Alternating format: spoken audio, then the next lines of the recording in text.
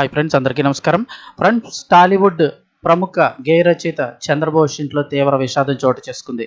ఏం జరిగింది, ఏంటి వివరాలు తెలుసుకుందాం. వీడియో పూర్తిగా చూడండి, అలాగే తప్పకుండా లైక్ చేయండి. మరిన్ని అప్డేట్స్ కోసం ఛానల్ని సబ్స్క్రైబ్ చేసుకోండి. ఇంకా వివరాల్లోకి అయితే వెళ్ళిపోదాము.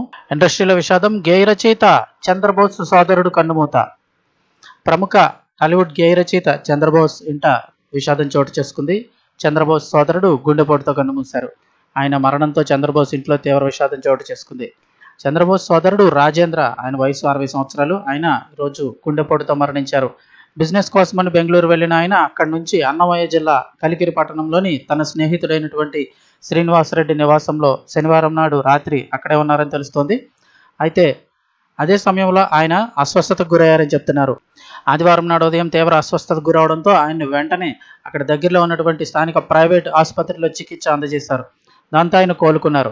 అనంతరం కలికిరి క్రాస్ రోడ్స్కి చేరుకొని హోటల్లో టిఫిన్ చేశారు. అనంతరం ఒక్కసారిగా గుండెపోటుకు గురై కుప్పకూలి మృతి చెందారు. సమాచారం తెలుసుకున్న కలికిరి పోలీసులు విషయాన్ని కుటుంబ సభ్యులకైతే తెలియజేశారు.